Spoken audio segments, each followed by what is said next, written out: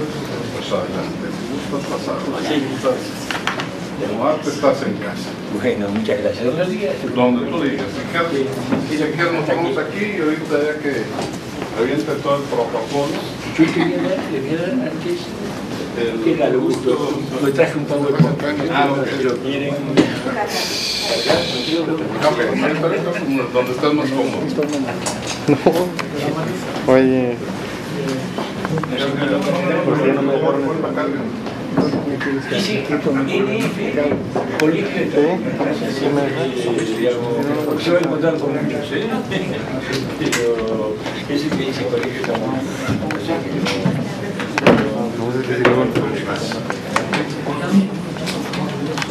Sensacional. Nos da mucho gusto. Gracias a Dios, porque logramos hacer todas cosas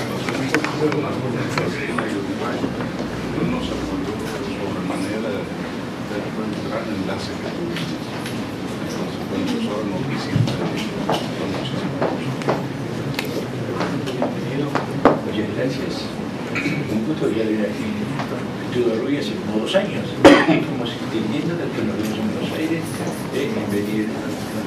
Que para mí fue una sorpresa, porque yo no conocía el sistema de colegios estaduales.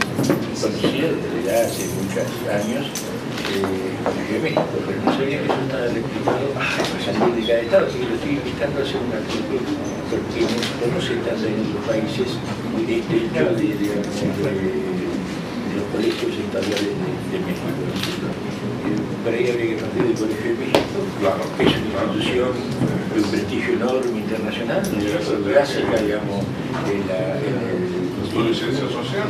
sí, y luego de ver un poco cómo se ha ido desarrollando más todo el sistema de colegios, y bueno, después tomar ejemplo de ustedes, de paso, ¿no es cierto? Es mi tesis. Muy bien, lo que voy a pedir es, si lo copias, tengo a veces, que ahí tengo para mañana y para la semana que viene otras conferencias, entonces no quiero olvidarme.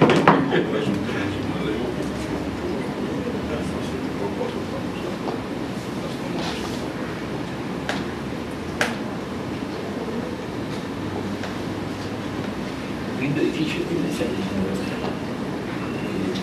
Todo esto, todo, sí. Bueno, ojalá hagamos lo que dijimos de que ustedes tengan el sistema, puedan recibir a distancia, hagamos un intercambio de conferencias. Yo fui profesor durante 30 años, hasta 35 años, sí. Ahora estoy jubilado, voy a acá. Y también en la Universidad de Buenos Aires, también estoy jubilado en la CUP y estoy trabajando en otra universidad porque el sistema universitario, el sistema argentino jubilatorio, lo único factible para quien está jubilado es el profesor universitario para seguir trabajando. Incluso los jueces que tienen jubilación, lo único que pueden seguir haciendo jubilados es la docencia universitaria. Así que preferí estar en esta nueva universidad para ayudar desde el inicio. Ya llevamos ahí 15 años, 16 años. Pude dejar, son todos colegas de otras, sobre todo de la universidad, y cada uno está armando cosas en función de sus propios intereses, lo cual no es tan factible hacerlo en las grandes universidades. Buenos Aires, La Plata, donde hay toda una producción instalada, ¿no es cierto?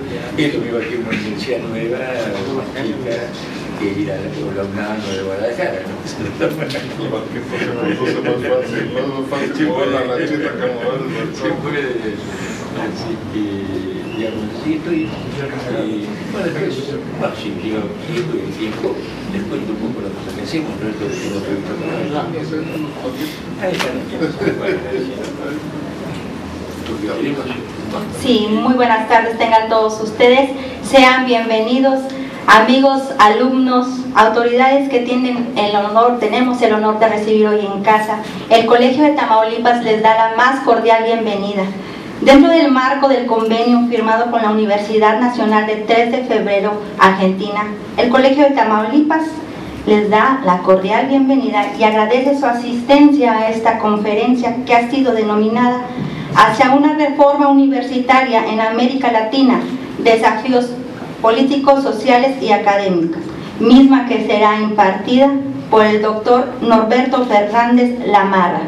Doctor, sea usted bienvenido.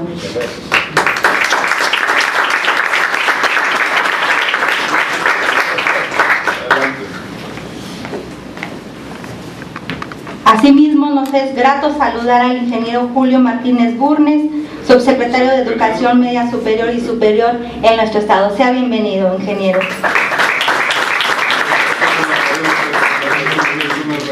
Así también saludamos a nuestro señor rector, el doctor Rui Matías Canales González, que nos honra con su presencia. Gracias a todos, sean ustedes bienvenidos. Me permito dar lectura a una semblanza académica y profesional de nuestro invitado de esta tarde, el doctor Norberto Fernández Lamarra. ¿Me permite, doctor? El doctor Fernández Lamarra es director de posgrado de la Universidad Nacional de 3 de Febrero, Argentina, donde dirige el Núcleo Interdisciplinario de Formación y Estudios para el Desarrollo de la Educación y el programa de posgrado en Políticas y Administración de la Educación. Ha sido profesor ordinario de Administración de la Educación en las Universidades Nacionales de Buenos Aires y La Plata. Ha sido miembro de la Comisión Nacional de Evaluación y Acreditación Universitaria en Argentina. El doctor Fernández es reconocido por su desempeño como profesor e investigador en diversas universidades de Argentina y otros países de América Latina. Actualmente preside la Sociedad Argentina de Estudios Comparados en Educación y es vicepresidente del Consejo Nacional de Asociación de Educación Comparada. Es autor de más de 100 publicaciones, estudios, trabajos y artículos sobre la educación argentina y latinoamericana. Un aplauso para el doctor Fernández Lamarra. Consejo Mundial. Bien, y sin más, doctor, cedemos el micrófono para su participación. Bueno, muchas gracias, señor director del Colegio de Tamaulipas, señores miembros del colegio, autoridades de la gobernación y funcionarios de la gobernación de Tamaulipas, colegas, amigos, estudiantes. Para mí es un verdadero gusto estar esta tarde con ustedes. Es algo que con mi colega directora hacía tiempo que veníamos programando, así que por fin lo podemos cumplir, y más que nada a partir del convenio que hicimos el año pasado entre el Colegio de Tamaulipas y nuestra Universidad Nacional de 3 de Febrero. Les quiero contar, bueno, nuestra universidad es una nueva universidad nacional en el marco del ámbito del Gran Buenos Aires, donde se han creado una serie de nuevas universidades nacionales, y al cual a estas universidades hemos sido muchos colegas que hemos trabajado hasta no hace mucho tiempo en la Universidad de Buenos Aires, en la Universidad de La Plata, y que bueno, a partir de las jubilaciones planteadas estatutariamente por estas universidades, hemos ido a trabajar en este otro ámbito. Yo tengo una vieja y muy buena relación y afectuosa relación con Tamaulipas, con la Universidad Autónoma de Tamaulipas y bueno, con muchos colegas, ¿no es cierto?, con los que permanentemente estamos en contacto. Además, prácticamente un querido amigo de ustedes, con el doctor Marco Aurelio Navarro, ¿no es cierto? Bueno, bien, bueno, antes durante su gestión en la UAT, luego durante su cooperación con ustedes en el colegio y ahora nuevamente en la UAT, tenemos la posibilidad de estar en contacto permanente. Además nos hermana el hecho de ser los dos fundadores. Él la ha dejado, pero yo continúo siendo el alma pater de la Sociedad Mexicana de Educación Comparada, y yo continúo con la presidencia de la Sociedad Argentina, y nos encontramos en ese ámbito del Consejo Mundial y el ámbito que estamos creando. Vamos a generar ahora en Madrid en noviembre, de crear un congreso iberoamericano, una sociedad iberoamericana de educación comparada, ¿no es cierto?, con las sociedades tanto de América Latina como las de España y Portugal. Es decir, tenemos muchos puntos en común. Incluso ustedes verán que mi perspectiva hoy de exposición va a estar basada esencialmente en perspectiva comparada, ¿no es cierto? Es decir, yo trabajo básicamente sobre América Latina. Digamos, a veces puedo dar algunos ejemplos de algún país y demás.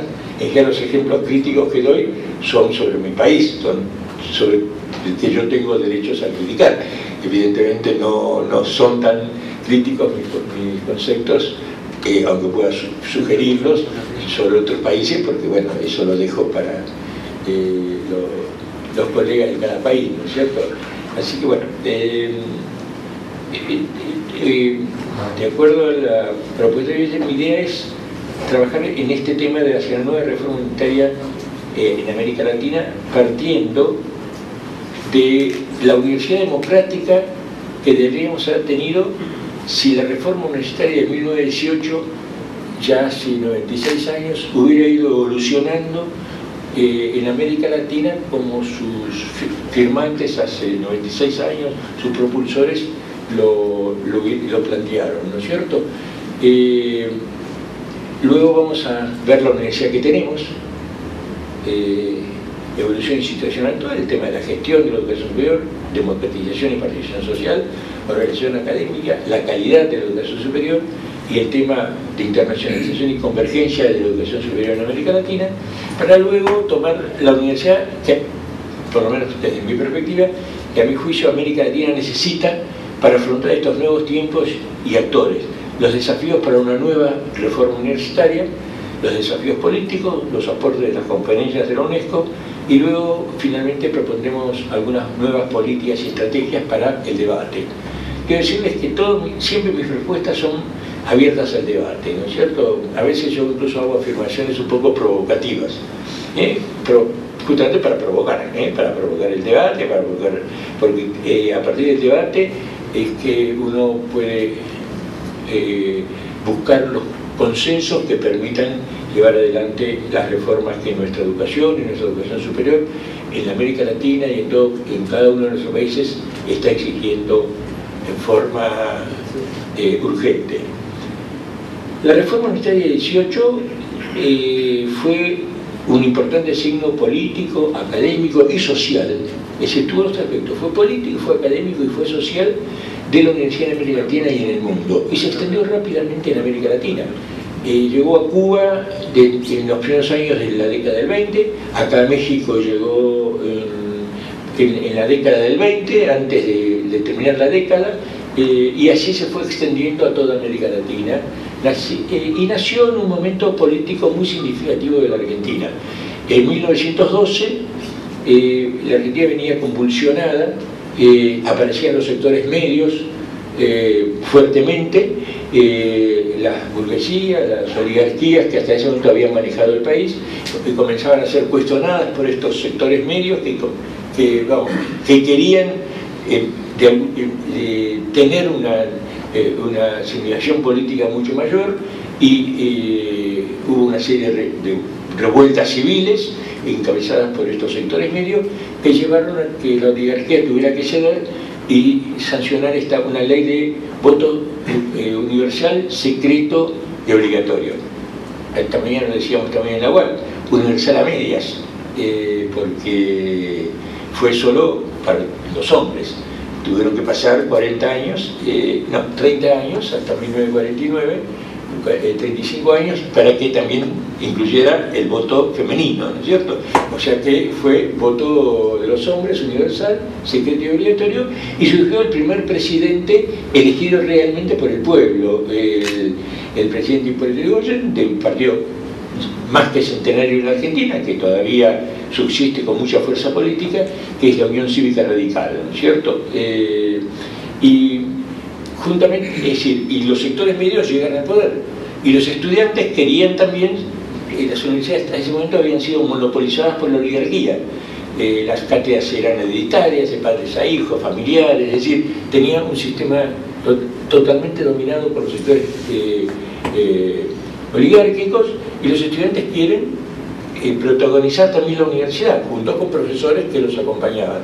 Y se dio esta revuelta en la universidad y en la provincia más oligárquica de la Argentina, hasta ese momento la más oligárquica, y quizás ha sido la más oligárquica hasta ahora, la provincia de Córdoba, que es una de las 3 provincias más importantes del país. Y en la Universidad de Córdoba, muy tradicional, se produce esta revuelta que lleva a elaborar un documento liminar del movimiento reformista. ¿Qué tiene? Yo he hecho ahí una síntesis de las principales ideas y van a ver que, bueno, muchos de ustedes las conocerán porque también en México han tenido fuerte desarrollo. Justamente hace 2 años creo que aproximadamente, la revista Perfiles Educativos de la UNAM dedicó 1 o 2 números al tema de la reforma universitaria en México, ¿no es cierto? Por lo tanto es un tema que ustedes conocen bien. El primer tema, que se ha considerado siempre como casi el sinónimo de la reforma universitaria, es el de la autonomía de la universidad, ¿no es cierto? Es basada en el cogobierno, plantearon inicialmente los estudiantes, de docentes y estudiantes. Por supuesto, en esta primera propuesta no estaban los graduados, porque los graduados hasta ese momento eran los hijos de la oligarquía, por lo tanto no eran bienvenidos a esa nueva estructura. Posteriormente ya fueron incorporados los graduados y en la Argentina y en otros países también fueron incorporados otros agentes sociales, a veces de la sociedad, el personal no docente, es decir, se amplió el ámbito de la representación para el gobierno. Después hicieron un fuerte cuestionamiento de algo que yo les pediría que piensen si todavía no tiene vigencia. Un cuestionamiento, por lo menos en términos generales, un cuestionamiento de la universidad como fábrica de exámenes y títulos profesionales. Si todavía no hay muchas universidades en América Latina que podríamos decir que son sinónimos de ser fábrica de exámenes y títulos.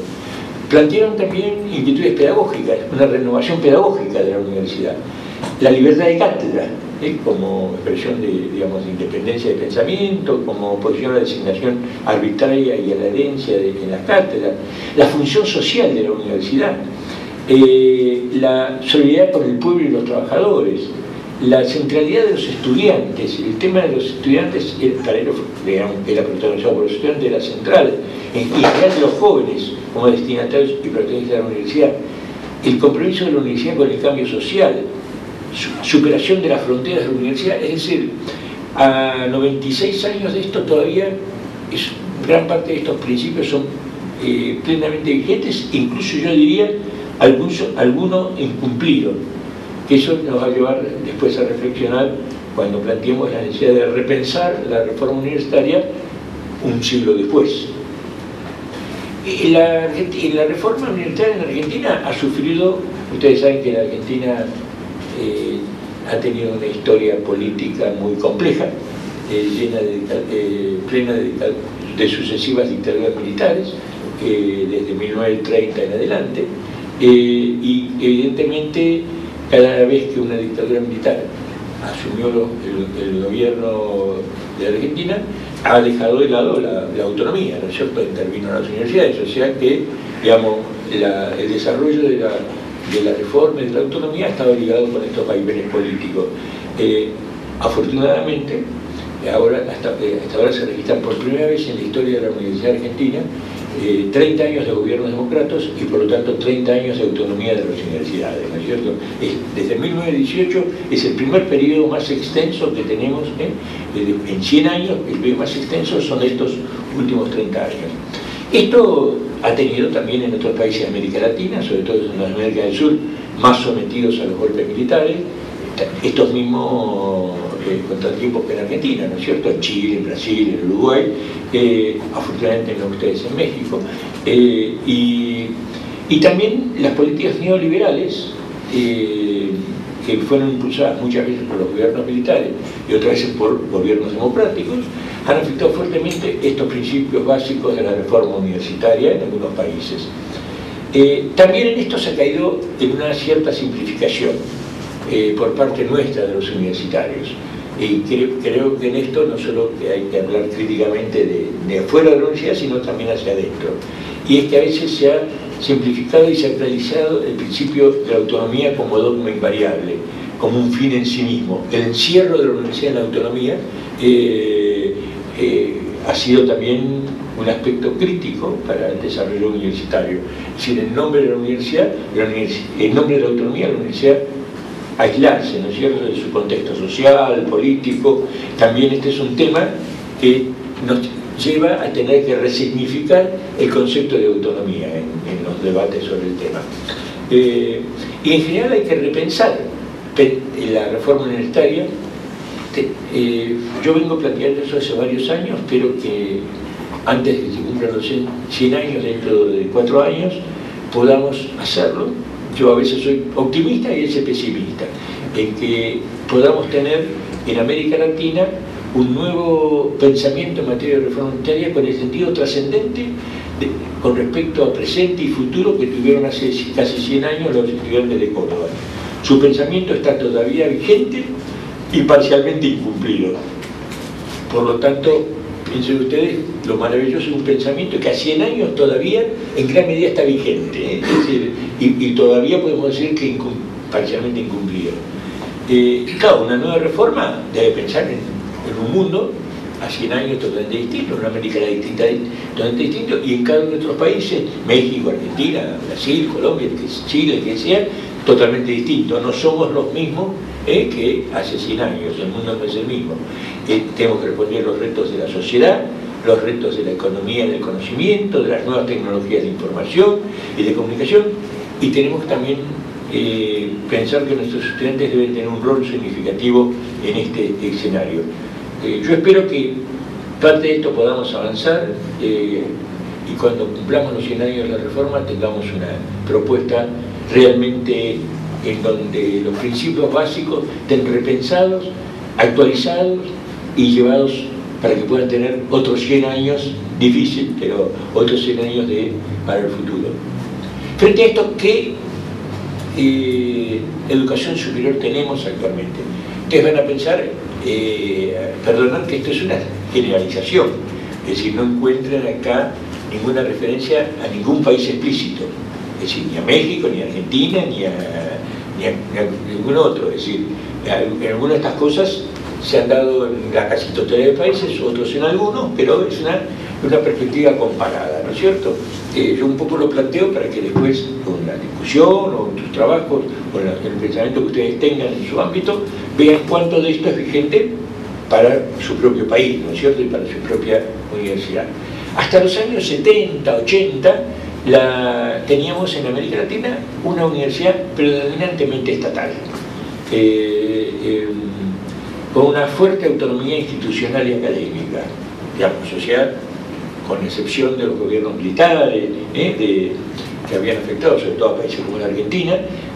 Hasta esa época teníamos también vigente la autonomía institucional académica.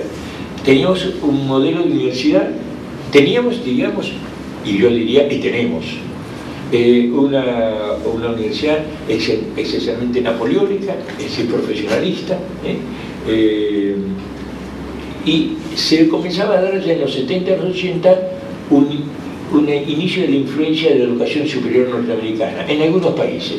No sé cuánto aquí en México. El país que yo identifico con mayor influencia de esto en América Latina es Colombia, y aparecen una tímida aparición de nuevas instituciones universitarias, básicamente al tipo college americano, ¿no es cierto?, que comienza a darse en esos años.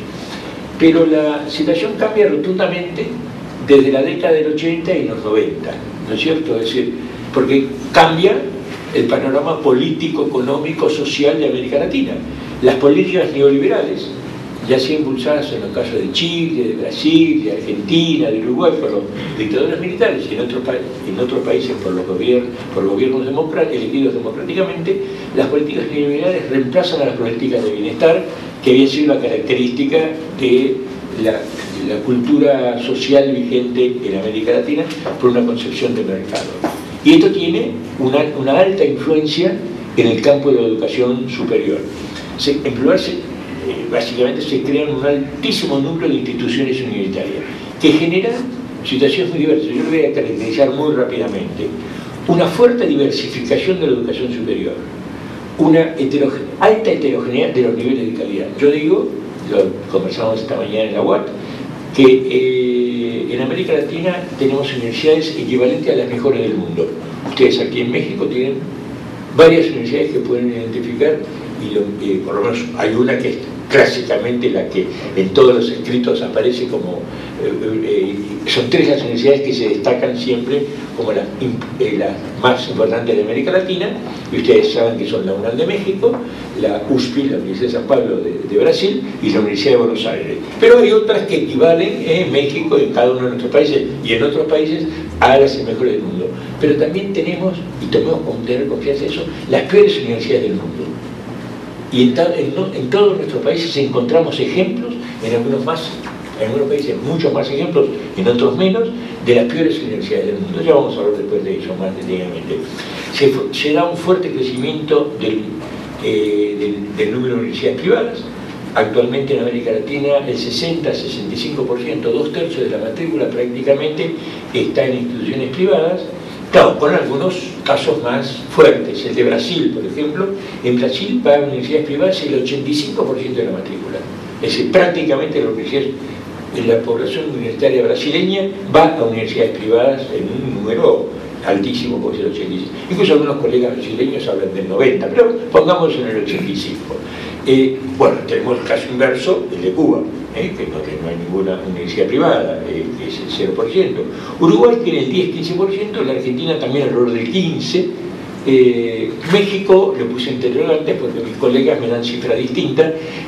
Yo digo 40-45%, hay un colega que me dice el 50%, pero eso ustedes ubíquenlo de acuerdo a lo que les parezca, de acuerdo a las cifras que tienen.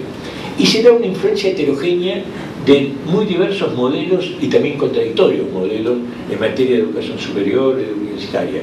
Vienen modelos como de Estados Unidos, vienen otros más europeos como Alemania, España, vienen propuestas del Banco Mundial, del BID, de la UNESCO. Es decir, hay una heterogeneidad muy grande de los distintos modelos que estamos llevando a cabo. Veamos un poco números porque esto nos ayuda a tener un panorama. Por supuesto, estos números son muy provisorios porque lamentablemente en América Latina tenemos muy malas estadísticas universitarias y eso es culpa de nosotros los universitarios, ¿no es cierto? Que evidentemente no cuidamos ese aspecto adecuadamente. En 1950 teníamos solo 75 universidades en América Latina, ¿sí? Digamos, era un grupo chico de universidades, ¿no es cierto? Luego pasó a 330, 25 años después, 10 años después 450. Ahora en realidad no sabemos cuántas tenemos. En realidad no sabemos cuántas tenemos actualmente, porque hay varios países, entre ellos Brasil, que no saben, ¿no es cierto? Es decir, digamos, y además no saben cuáles son universidades realmente. En Brasil ellos dan instituciones de educación superior alrededor de 2.200, 2.300. Si las 2.200 o 2.300 de Brasil sumáramos todo el resto, tendríamos mucho más de 3.000, ¿no es cierto?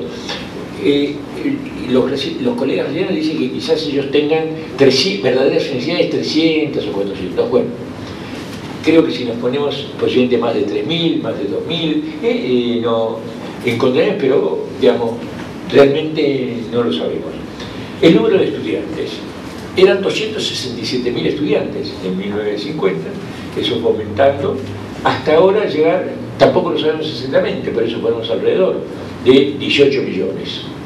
Porque, bueno, muchos países, entre ellos Argentina, no tenemos claro cuántos estudiantes tenemos en las universidades.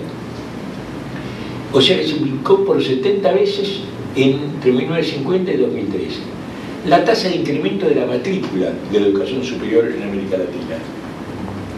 El 6%, es muy alto la tasa de incremento anual de la matrícula. Simplemente marcando lo siguiente, es más alto que la tasa de incremento de la enseñanza media en promedio en América Latina. Y todavía en enseñanza media tenemos un fuerte déficit de atención de sectores sociales no atendidos hasta ahora por la enseñanza media. Por lo tanto, quiere decir que el crecimiento de la educación superior ha estado centrado básicamente en los sectores que ha sido más fácil escolarizar y no ha habido un esfuerzo similar para escolarizar en la enseñanza media, que cada vez es más imprescindible, a los sectores sociales más marginales, cultural y socialmente. Pero ese 6%, ¿cómo se ha dado? Con un 8% por el sector privado y solo el 2,5% del sector público. Esto es lo que explica estas tasas de participación de estudiantes en el sector privado que hoy estábamos mencionando, ¿no es cierto? Sobre todo el caso de Brasil, que su peso cuantitativo influye fuertemente en esto, ¿no es cierto?, en esta cifra. Las tasas brutas de escolarización, las netas, son muy difíciles de hacer, solo se pueden hacer con datos de censo de población. Pasamos de un 2%, todavía no tenemos el censo de 2000 dio 19%, todavía no tenemos datos censales para toda América Latina sobre los censos de alrededor del 2010, ¿no es cierto? Ustedes saben que los censos se hacen cada 10 años en América Latina, pero bueno, podríamos pensar que puede estar, por un dato provisorio de Teñel y Sal, del 28%, que puede estar entre el 30 y el 35%, más del 30%, quizás llegando al 35% actualmente la tasa bruta de escolarización. Que a pesar de este crecimiento está por debajo de la tasa de los países desarrollados, que ha sido en general el 55%, Europa muy cerca de eso, Estados Unidos el 80%, claro, en Estados Unidos, ustedes lo conocen, es básicamente a partir de los colleges, ¿no es cierto? Que el college tiene una fuerte atención de gran parte de la población.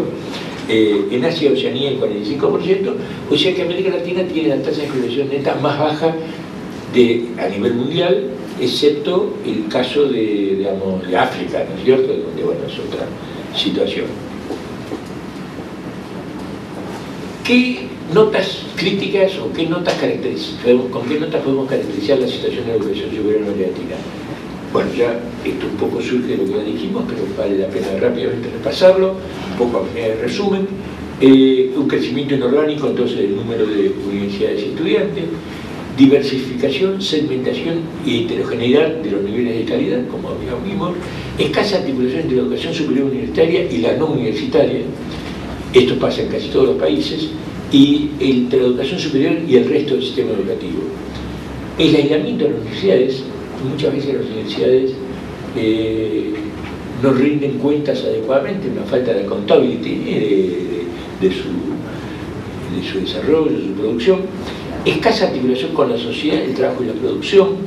Por supuesto que hay ejemplos que pueden manifestar una tendencia contraria, pero esta sería la característica más generalizada.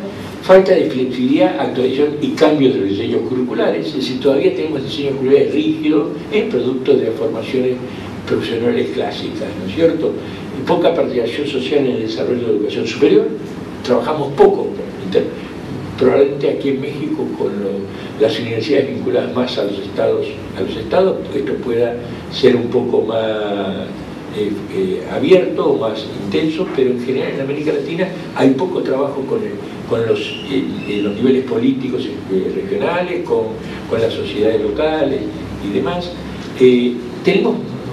Uno cuando lee las propuestas de las universidades se encuentra con propuestas de políticas y estrategias muy genéricas, que no están acompañadas de programas y proyectos. Yo que vengo del campo de la planificación, yo me inicié allá lejos y hace tiempo, en muy lejana juventud como planificador,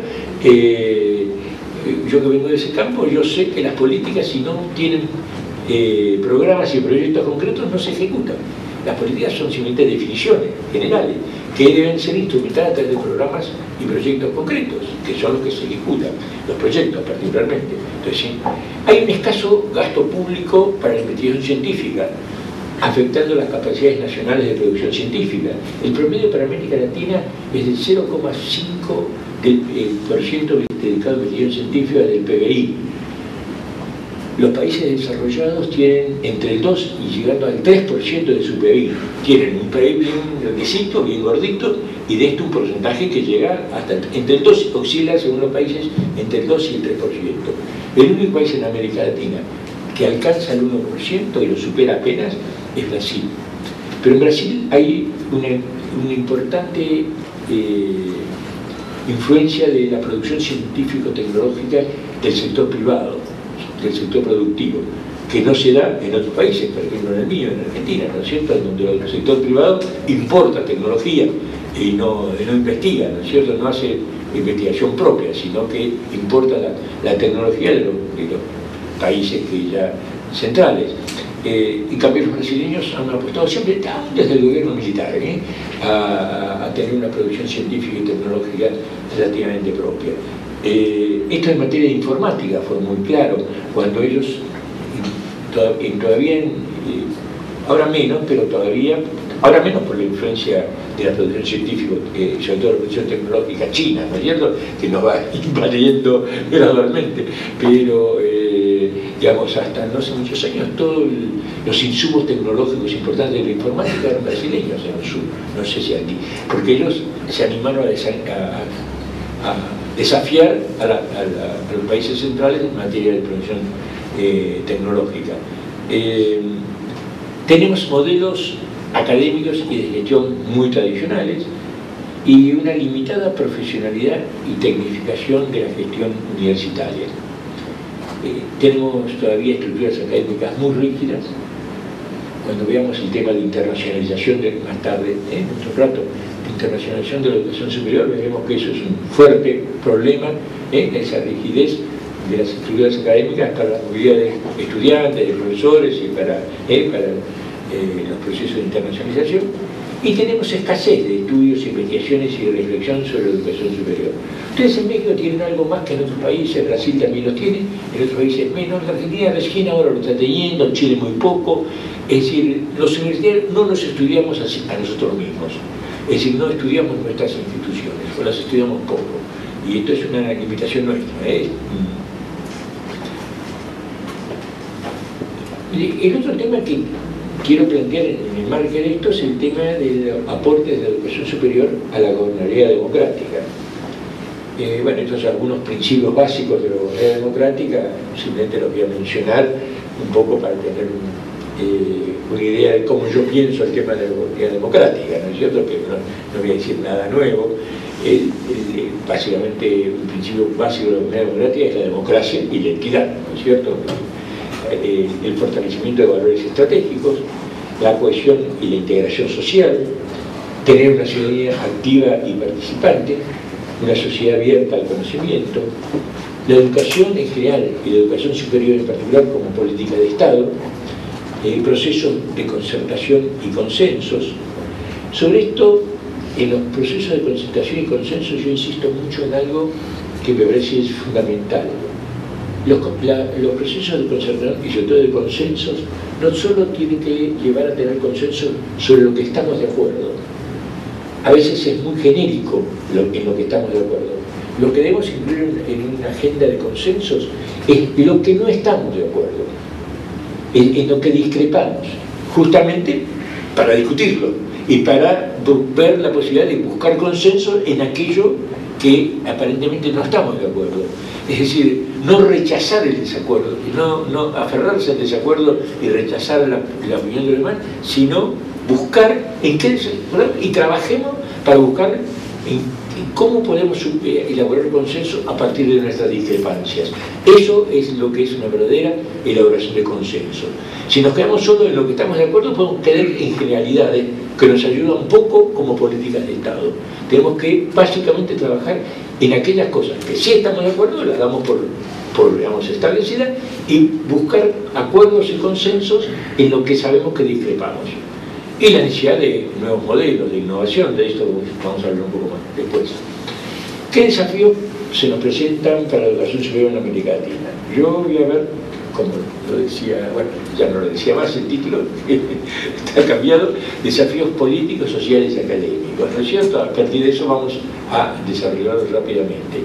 En los políticos, la gobernabilidad democrática, legitimidad, participación social, lo social, inclusión social, integración, diversidad, innovación y cambio. Académicos, el tema del conocimiento, la calidad y la pertinencia social y todo el tema de las nuevas tecnologías.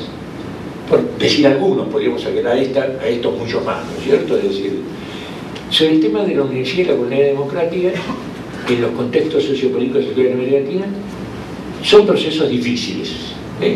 Todos nuestros países, especialmente el mío, ¿no es cierto? Si ustedes están un poco informados situación argentina actual en los últimos años y las inquietudes sobre el futuro, sabrán que los argentinos en eso nos caracterizamos por ser un poco que damos las notas más discrepantes en materia de puntos de vista de acuerdo, ¿no es cierto?, en lo político. Es decir, tenemos en la Argentina un proceso difícil hacia el mejoramiento de la gobernabilidad democrática y también en otros países. Brasil ahora está viviendo una situación, luego de las elecciones del domingo, en donde se enfrentan dos proyectos muy distintos, ¿no es cierto?, que dentro de 20 días sabremos cuál es la ciudadanía de Brasil elige como el mayoritario y le otorga el gobierno. En general, no en México, pero sí en muchos países de América Central y América del Sur, estamos en situaciones de transición y de consolidación gradual de la democracia, ¿no es cierto? Nosotros decimos en Argentina que estamos en una situación de nuestra democracia en situación de adolescencia, ¿no es cierto? Es decir, tomando la adolescencia como la etapa de las mayores contradicciones, ¿no es cierto?, de las mayores situaciones de enfrentamientos y demás, ¿no es cierto? Estamos con una democracia casi adolescente.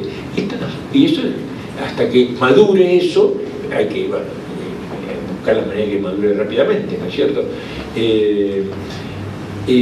Tenemos el impacto de la globalización, que es algo que nos afecta a todos de una u otra manera, de la globalización, de la internacionalización de las decisiones económicas, de la imposición de las economías de mercado, de la crisis de las economías nacionales. Gran parte de los países de América Latina están viviendo situaciones de crisis, hasta nuestro principal país en América Latina, Brasil, ¿no es cierto?, desde ya nosotros en Argentina y muchos otros países.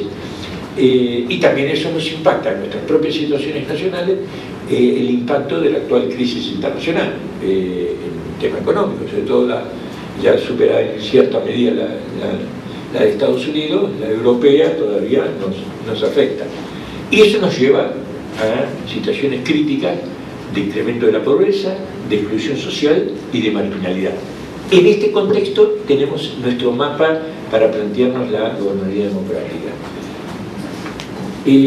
Yo voy a plantear en tres temas, en tres aspectos la gobernabilidad democrática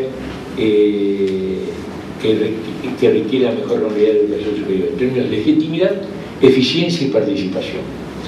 La legitimidad exige procesos de concertación, de políticas, con planes y programas estratégicos, teniendo en cuenta escenarios de largo plazo, con contenidos permanentes de calidad, con prioridades y metas, con equidad social y financiamiento disponible. Esto es, después quizás volvamos a hablar de esto. En educación, si no pensamos en el largo plazo, no nos sirve. En educación solo, el pensamiento de largo plazo es el marco en el cual tenemos que tomar las decisiones. ¿Por qué?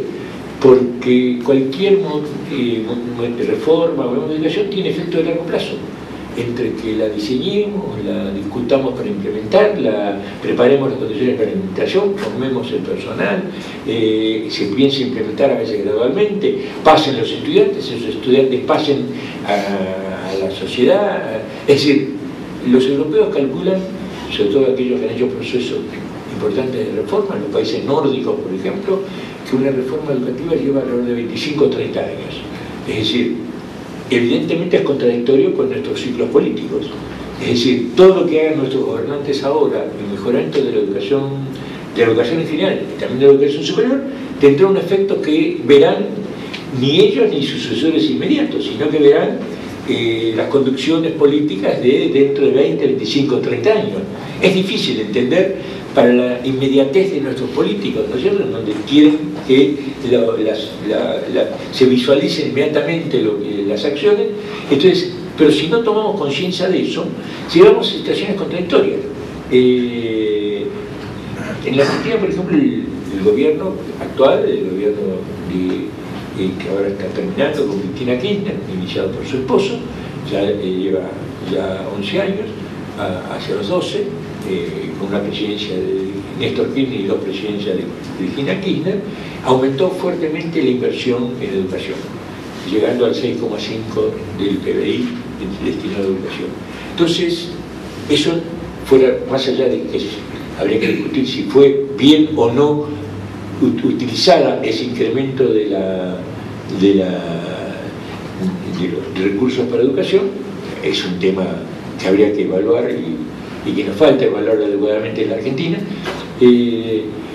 lleva también a que los políticos opositores digan no, pero no mejoró nada la educación. Se incrementaron los recursos y no hay ningún mejoramiento. Claro, ni uno ni otro sabe contestar, o se anima a contestar, que eso lo veremos dentro de 15, 20 años.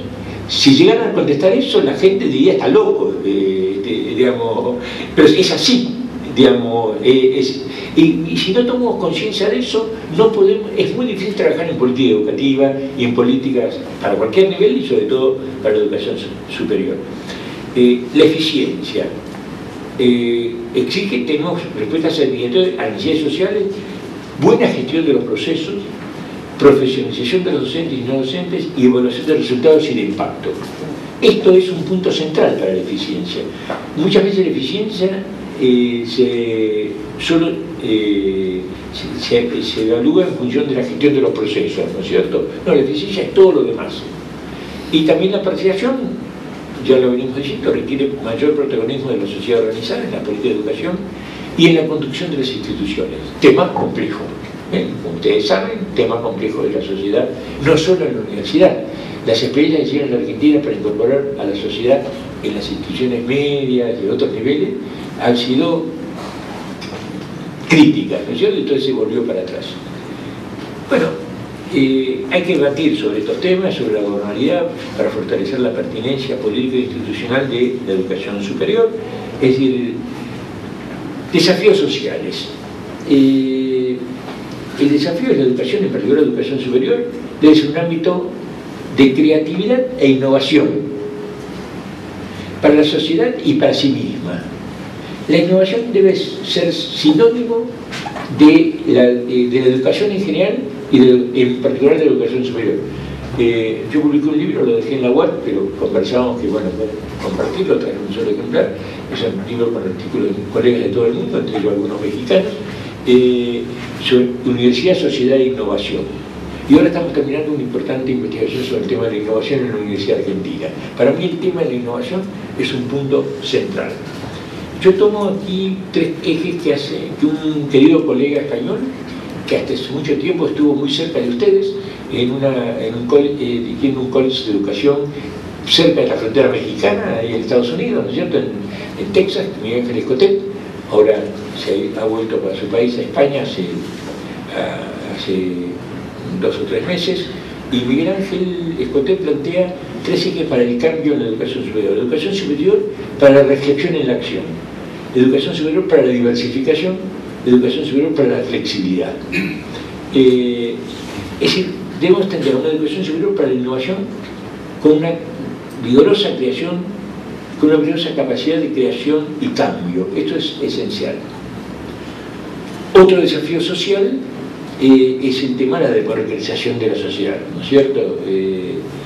La educación, y sobre todo la educación superior, debe contribuir efectivamente a una mayor democratización de la sociedad con estrategias para superar o disminuir las inequidades sociales y los procesos de pobreza y marginalidad. Yo, esto que les voy a decir lo digo, siempre que lo digo como estrategia para el debate, ¿no es cierto?, para que me lo discutan, porque de esto surge, de la discusión surgen los posibles acuerdos. La evolución de la educación, especialmente de la educación superior en América Latina en la última década ha incrementado, su carácter elitista, con la creación en muchos países. Ustedes lo tienen aquí con las denominadas universidades Patito, en otros países del Pacífico, de América del Sur del Pacífico, cuando se llama Universidad de Garage, en Brasil, le estamos haciendo un fraude a los estudiantes de menor nivel social, que hacen un gran esfuerzo por terminar la secundaria, familiar y personal, y no pueden ingresar a las buenas universidades públicas, no pueden ingresar a las buenas universidades privadas e ingresan entonces a estas universidades Patito, Garage, y evidentemente la sociedad va a discriminarlos en el futuro porque, está claro, ¿no es cierto? Ya la sociedad las tiene identificadas, ¿no es cierto? Y por supuesto los empleadores. O si no, a través, en el caso de la Argentina, donde esto no se da tan fuertemente, sino de otra manera. En general ingresan a la universidad pública. Porque es un ingreso abierto, se han creado infinidad de nuevas universidades públicas, y les cuento que una de ellas es la nuestra, en Gran Buenos Aires, y hay alrededor de 12 o 15 universidades en Gran Buenos Aires, nuevas universidades públicas. Pero ¿qué pasa? Ingresan, pero después de estar varios años, desertan entre el primero y el segundo año.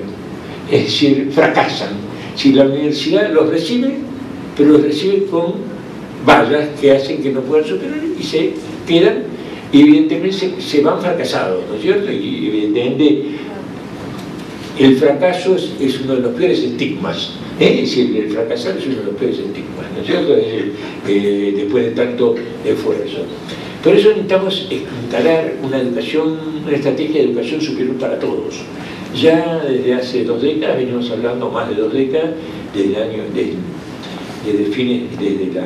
desde 1990, de educación superior, de educación para todos. Ahora tenemos que empezar a hablar de educación superior para todos, con acceso universal. Pero para ello debemos encarar los problemas de iniquidad y establecer fuertes y significativas políticas compensatorias. Necesitamos nuevos modelos institucionales y pedagógicos para las universidades, superando el modelo burocrático tradicional. El tema de los desafíos de la sociedad del conocimiento y de la tecnología. Según un querido colega chileno, José Joaquín Brugger, estamos viviendo la tercera revolución en cuanto al acceso al conocimiento, la del Internet y la web. Nosotros ya hace bastante tiempo, cuando escribió Brugger hace unos años, esto estaba comenzando, pero ya hace bastante tiempo. Brugger hablaba que la primera revolución fue la de la imprenta de Gutenberg, la segunda fue la masificación del libro, y la tercera revolución en cuanto al acceso al conocimiento es Internet, todo vinculado con las nuevas tecnologías. Esto implica nuevos contextos y desafíos para la educación en la universidad, con renovados criterios de pertinencia académica y las competencias requeridas. Es decir, tenemos que cambiar nuestra estructura.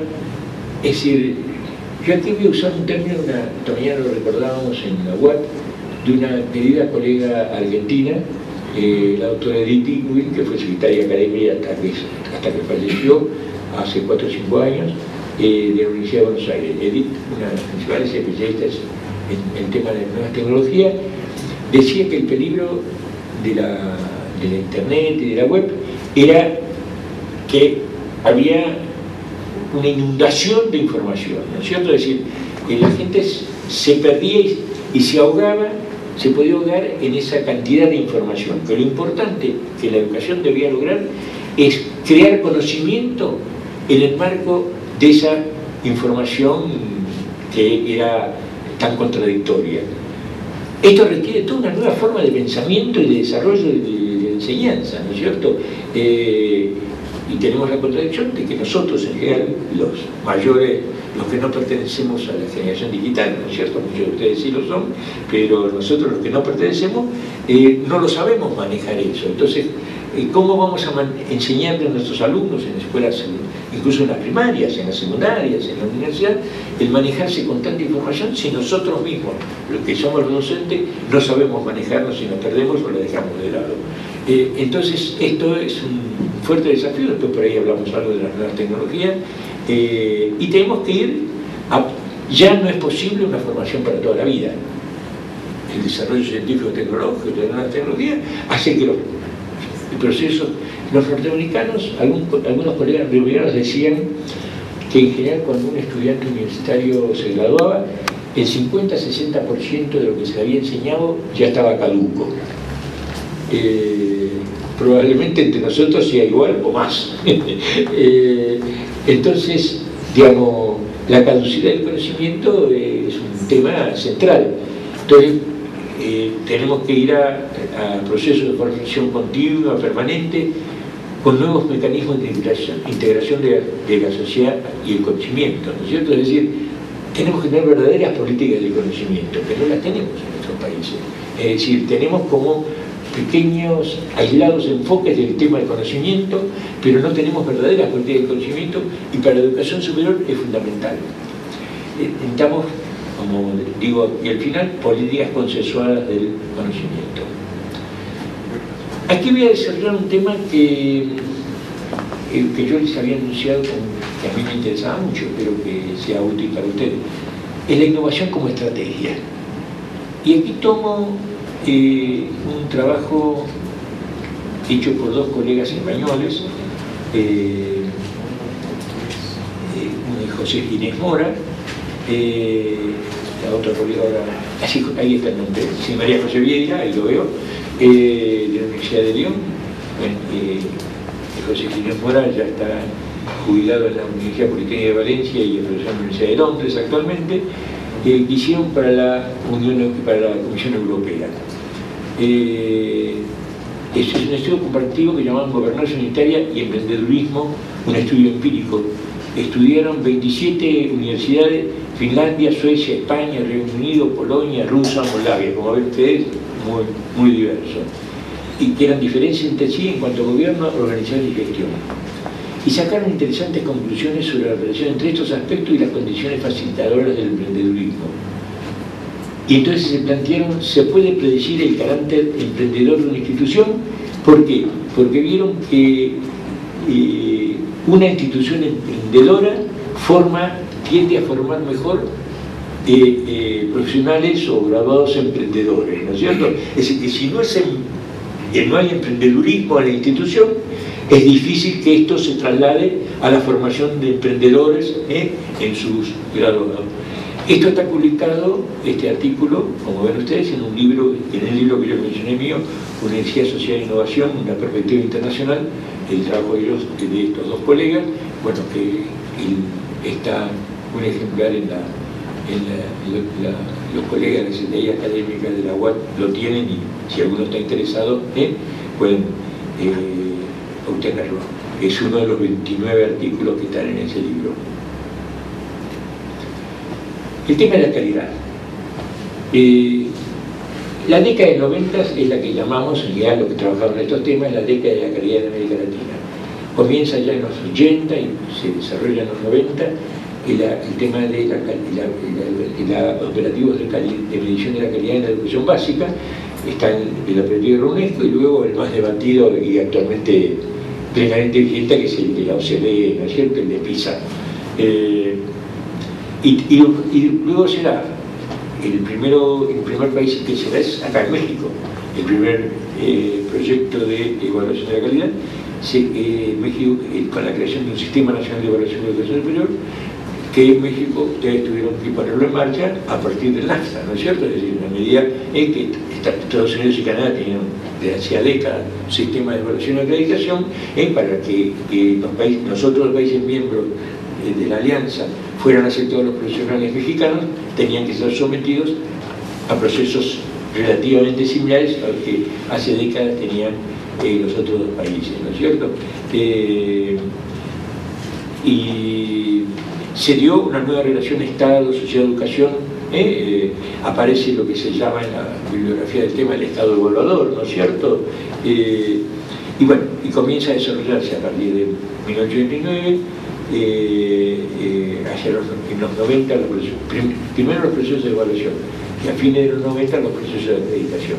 En general se ha dado en América Latina con cierto grado de convergencia, porque se tomó todos. Yo fui miembro de la Comisión Nacional de Evaluación y Administración Sanitaria en su primera constitución, cuando pusimos en marcha en Argentina los procesos de evaluación y acreditación en el año 1996, y fuimos a aprender de lo que ya lo habían hecho, de los norteamericanos, de los europeos. O sea que ha habido bastante convergencia. Yo tengo un libro que también está en la UAT, sobre los procesos de evaluación y acreditación en América Latina y Argentina, en donde describo todas las características de estos procesos en toda la región, si a alguno le interesa profundizarlo. Eso hemos tomado mucho entonces de Estados Unidos, Canadá y de Europa. Y esto ha posibilitado cierta convergencia. Si a alguno le interesa, tengo un artículo publicado en un libro de UDEVA, de la editorial de la Universidad de Buenos Aires, sobre evaluación, en donde hago una perspectiva comparada mundial del tema de los procesos de evaluación y acreditación. Es decir, tomo con cierto énfasis todos los modelos existentes en Europa, en Asia, en el Pacífico, ¿no es cierto?, digamos, en el resto del mundo. Bueno, ¿qué ha pasado con la calidad de educación superior en América Latina en cuanto a su evaluación? algunas conclusiones sobre el segmento de la calidad. Ha habido avances en lo que se llama la cultura de evaluación de la educación superior. Se superó, por lo menos en algunos países, en Argentina fue muy fuerte, no sé, en México, la atención evaluación versus autonomía. Si se planteó que la evaluación era contradictoria con la autonomía en Argentina fuertemente, y eso se pudo superar. Se avanzó en materia de creación de carreras y títulos para el reconocimiento regional. Ustedes lo tienen con el NAFTA. En Centroamérica hay una agencia centroamericana de acreditación, y nosotros en América del Sur tenemos en el Mercosur un proceso de acreditación de carreras regionales, ¿no es cierto? A pesar de los avances de la cultura de evaluación, se incorporan muy lentamente en las universidades. Las universidades toman el tema de la cultura de evaluación como algo que hay que cumplir. Ustedes, de un colega mexicano argentino, hay un libro que fue muy reeditado muchas veces, de Luis Porter, las universidades de papel, ¿no es cierto? Porque ¿qué dice? ¿Cuál es el centro del pensamiento de Luis? Es que en las universidades, para ser evaluadas, presentan documentos en el papel que tienen poco que ver con la realidad de las universidades. Es decir, eso se da en México. Bueno, Ángel Díaz Barriga también tiene varios trabajos al respecto, desde la UNAM, ¿no es cierto? Es decir, hay varios trabajos en México marcando eso, y realmente en otros países. Es decir, un poco fingimos que evaluamos, pero no evaluamos. Esto puede lugar a muchas discusiones, ¿no es cierto? Incluso yo a veces puedo dar un curso entero sobre esto, así que hoy y en general lo que se ve, lo estudiamos con respecto a Argentina, pero es posible, y terminamos la investigación, la ausencia de nuevos modelos institucionales y de gestión a partir de estos procesos de evaluación. Y yo estoy planteando fuertemente que hay que pasar de la cultura de la evaluación, que es esta, a una cultura de una gestión autónoma, pertinente, responsable y eficiente. Es decir, la cultura de evaluación tiene que alimentar esta nueva concepción de cultura de gestión, ¿no es cierto? En donde la concepción estratégica de planificación y gestión sea central. Justamente yo la semana que viene voy a estar en la quinta reunión de una red que tenemos en América Latina, en Guanajuato, en la Universidad de Guanajuato, donde tengo la conferencia inaugural, sobre el tema de, es una red sobre el desarrollo estratégico de educación superior, que hay varias universidades mexicanas que la integran, y universidades de muchos países de América Latina, entre ellos varias argentinas, 5 o 6, y vamos a tener la reunión anual. Estamos proyectando que la próxima reunión anual vamos a presentar nuestra candidatura a ser sede el año que viene de esa reunión anual en Buenos Aires, así que ahí esperamos llevar esa reunión.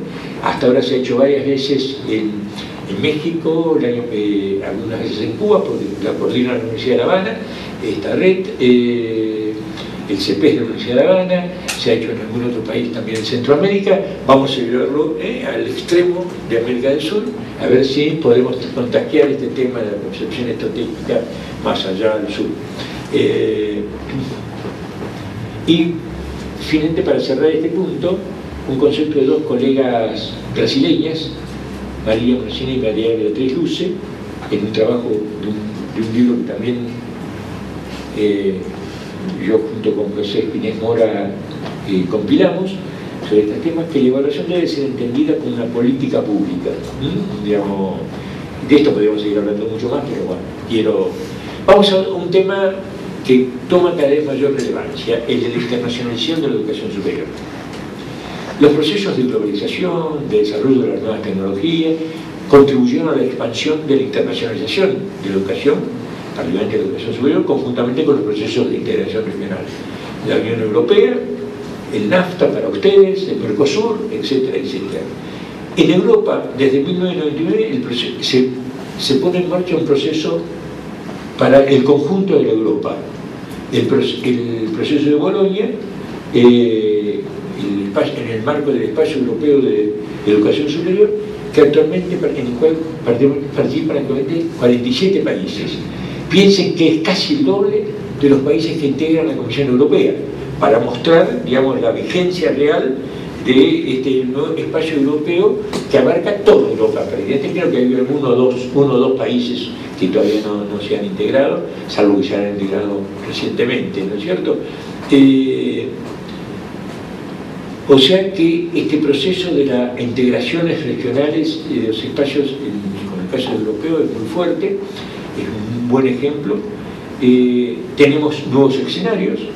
Yo sé que México tiene algunos efectos de este escenario, que es la transnacionalización de la educación, y sobre todo de la educación superior, instituciones de otros países que se instalan en nuestros países.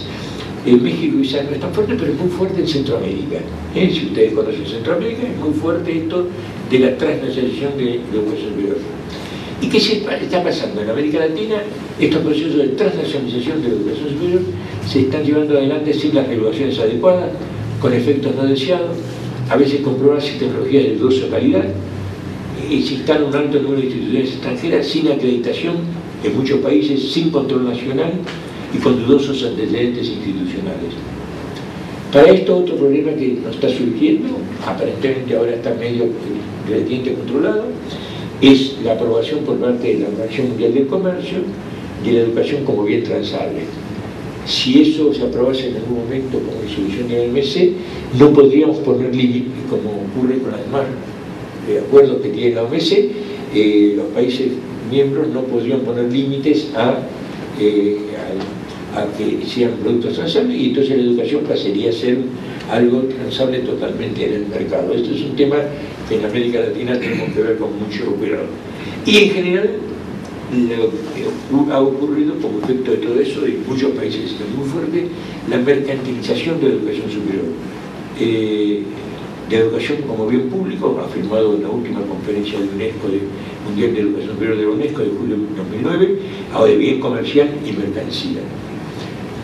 Esto es donde es más fuertemente es en Brasil. En Brasil, el 85% de la matrícula va, como yo les dije recién, a universidades privadas. Y el 70% de esa matrícula va a universidades que son sociedades comerciales que cotizan en bolsa. O sea, como cualquier otra sociedad comercial, cotiza en bolsa sus acciones. Incluso se está, yo ahora no recuerdo exactamente el nombre, se está constituyendo una gran universidad. En Brasil va a ser la más grande del mundo en número de estudiantes, porque hay un grupo capitalista que está comprando en la bolsa acciones de decenas o centenas de esas instituciones de baja calidad de educación superior que cotizan en bolsa. Y se está convirtiendo, y se va a convertir, o ya está convertida, en la universidad con mayor número de alumnos en el mundo. Es decir, esto claramente es el tema de la comercialización de la educación superior, contradictorio a lo que surgió de la Conferencia Mundial de Educación Superior de París, de constituirse que la educación superior debía ser un bien público, y que costó un fuerte debate en París, de muchas horas y muchas noches. Nos impidió a quienes estábamos ahí perdernos muchos paseos por una ciudad que bien merece pasearla, como es París, ¿no es cierto? Pero estábamos hasta las 2 o 3 de la mañana en esas discusiones y con pocas ganas de hacer turismo en esos días. Frente a esto yo estoy planteando fuertemente también, justamente hago una mención porque se refiere a Tamaulipas. Cuando Marco Rivero Navarro, no me acuerdo qué año habrá sido, quizás Iván te puedes acordar, cuando fue el Retos y Expectativas acá en Tamaulipas, 2002, 2003, 2004. 2005. Marco Rivero Navarro me invitó a venir y a dar una conferencia. En realidad yo el texto de mi conferencia, él publicó un libro de 4 tomos, un libro en 4 tomos de toda la conferencia. Yo en mi conferencia no lo había escrito, por lo tanto no la tenía. Entonces, ¿qué hizo? Tomó un artículo mío del año 2002, 2003 de haber sido 2005 meses, de haber sido del 2004, de la revista Iberoamericana de Educación, en donde yo primero planteé, hace ya 10 años o más, el tema de la convergencia de educación superior en América Latina. Y en ese libro, si ustedes lo tienen y lo miran, no es el texto de mi conferencia en Retos y Expectativas, sino el texto de convergencia, porque lo que tenía para publicar. Estoy contando un secreto, ¿no es cierto? Pero ya pasaron tantos años, así que está perdonado eso. Sí, o sea, yo lo planteaba hace más de 10 años y ustedes pueden tener a través de esa publicación por la Universidad de Tamaulipas un ejemplo real y concreto, ¿no es cierto?, que pueden solamente con mirar el libro pueden confirmarlo, ¿no es cierto? Pero lo que yo planteo y planteaba quizás ya en ese momento, no me acuerdo, supongo que algunas cosas nuevas habré agregado, que es un desafío significativo y urgente para los sistemas nacionales. Bueno, pasaron 10 años y hemos avanzado poco, ¿no es cierto?, en esto. O sea que no ha sido asumido frente a los avances del espacio europeo y del proceso de Bolonia, que se dio una convergencia norte-norte, ¿no es cierto? Los procesos de globalización internacional crean nuevos escenarios, diseños y perspectivas profesionales, y tenemos todo lo que hemos dicho: una sociedad basada en el conocimiento, las nuevas tecnologías, la tercera revolución en cuanto al conocimiento de Brunner, la educación superior forma para el futuro, y la educación, los procesos de internacionalización de la educación superior, la mercantilización, ¿no es cierto?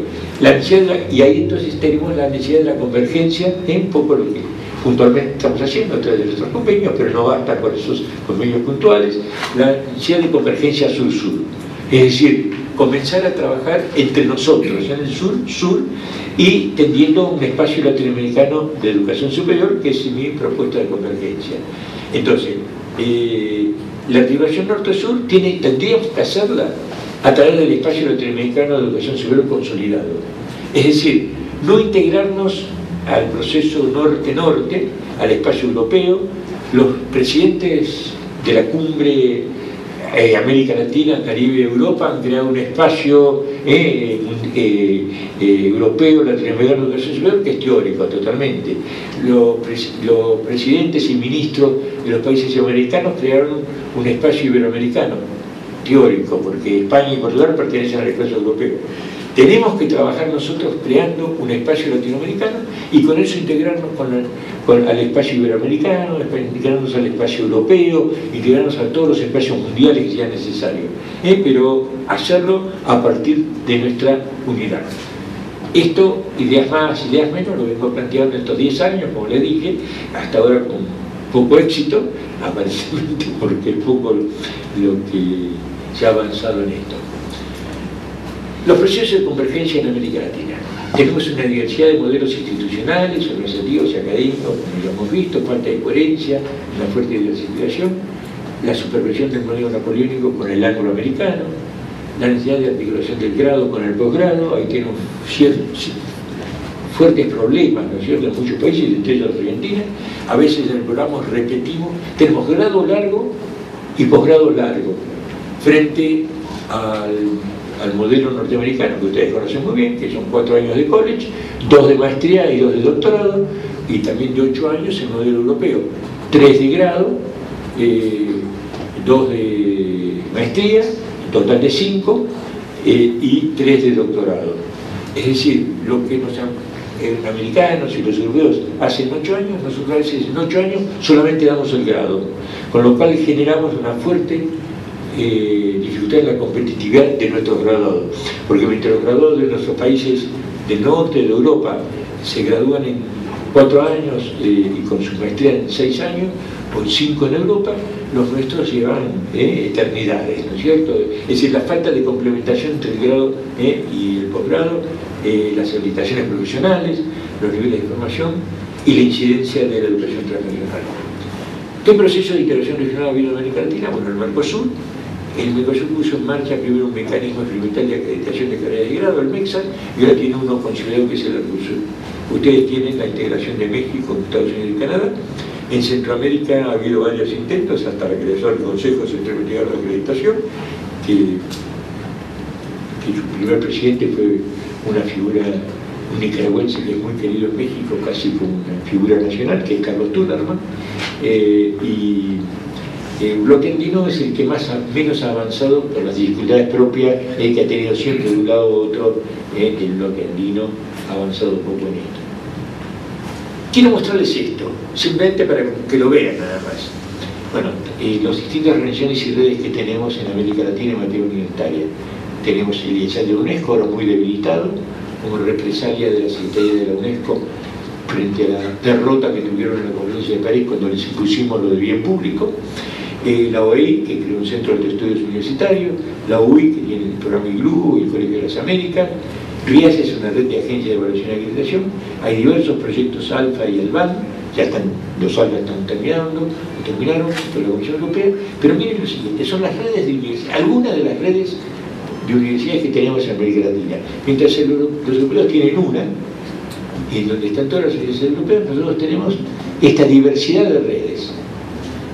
Yo todo esto lo describo más en un libro que publicó Anuyes, que no sé si les podrían enviar, yo les mandé a la web el libro, no sé si lo recibieron ustedes, se llama Hacia una nueva agenda de la educación superior en América Latina. No cometí ninguna infracción editorial, porque la Anuyes, después de un año de editado, libera la versión digital, ¿no es cierto? Por lo tanto, digamos, está liberada, digámoslo, está oficialmente liberada. Un libro en que resumo gran parte de esto y explico cada una de estas redes y demás. No voy a tomar, por respeto a ustedes, mucho más tiempo. Son algunas de las tantas redes que tenemos en América Latina. Mejor muestra de diversificación y de segmentación imposible. Si queremos segmentarnos, esta es una buena evidencia de cómo no estamos segmentados en nuestras redes universitarias en América Latina. Con la que ustedes tienen más contacto en México es con la UDOL. La UDOL es la que tiene sede en México, en la UNAM, ¿no es cierto? Pero la UDOL es una de las más importantes, pero junto con ella conviven muchas otras. Bueno, hacia la construcción de este espacio común. A ver si después de tantos años uno logra algún avance exponencial de superar entonces la fragmentación, la heterogeneidad institucional en toda la región y también en cada país, la significación del proceso de Bolonia, ya hablamos, la lucha de 47 países europeos. Debemos conocerlos y discutirlos, no asumirlos acríticamente, ¿no es cierto? No hay que tomar la educación comparada, una de las cosas que nos permite ver qué se hace en otros lados, pero verlo con espíritu crítico, ver en qué coincidimos o no. Debemos discutir la estructura de ellos, la nueva estructura 358 que ellos tienen en Europa, LPD, y su viabilidad en América Latina. Y hay un avance muy importante para el espacio europeo, que es el sistema europeo de créditos transferibles. Es decir, que los estudios en un país, en una determinada carrera, materia, curso, tienen validez en toda Europa. Es decir, es muy interesante la construcción que ellos han hecho del sistema europeo de créditos transferibles. Tenemos necesidad de crear en América Latina, ellos tienen una agencia europea de acreditación de la calidad, que no es que acredite a las instituciones, sino que da los estándares y las pautas de acreditación para cada uno de los países. Es el EQUAL, European Net for Quality Assessment, en donde diseña y concerta criterios comunes en el aseguramiento de la calidad. Eso nos ayudó mucho en América Latina de tener una institución similar, ¿no es cierto?, que nos permite tener criterios comunes. Necesitamos la creación común de organismos multilaterales, regionales, gobiernos, consejos de rectores, redes, esta multitud de redes identitarias.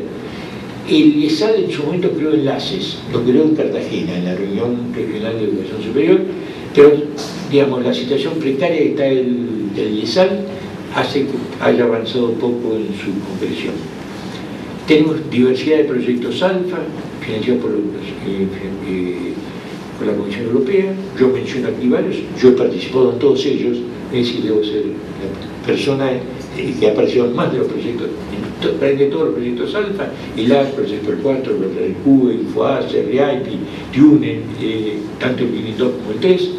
Es decir, son todos proyectos financiados por la Comisión Europea, que en general han ayudado poco porque los latinoamericanos no aprovechamos de los recursos que dan los europeos para hacer lo que ellos les interesa que hagamos, pero hacemos poco para trabajar en común. Entonces, yo creo que, como decíamos recién, si constituimos el espacio latinoamericano, va a ser más fácil integrarse efectivamente al espacio iberoamericano y al espacio común de Europa-América Latina. El espacio común evitará mayor fragmentación y promoverá la integración y la convergencia. Algunos desafíos de este espacio común: importancia de los protocolos regionales, intercomunitarios de reconocimiento de títulos y estudios. La experiencia del Mercosur es muy válida en ese sentido. Yo les diría que si alguno está interesado en estos temas, debería estudiar el tema de lo que hemos avanzado en el Mercosur. Hay pocos ejemplos en el Mercosur que uno puede tomar, pero este es un buen ejemplo. Tenemos que buscar nuevas y más eficientes modalidades de gestión universitaria. Tenemos que tender a la movilidad de estudiantes. Los europeos han invertido, los europeos después de 2 guerras mundiales, sobre todo de la Segunda Guerra Mundial, han creado Europa a partir de la movilidad de los estudiantes. Es decir, la unidad europea es producto de la movilidad de los estudiantes, de programas masivos de movilidad de estudiantes, ¿no es cierto? Es decir, eso es lo que nos ha permitido a los europeos generar esa Europa que ahora nos sorprende, ¿no es cierto? Porque después de haberse enfrentado fratricidamente de una manera dramática hace medio siglo, un poco más de medio siglo, han creado una verdadera comunidad europea. Para eso necesitamos sistemas masivos de becas y de movilidad.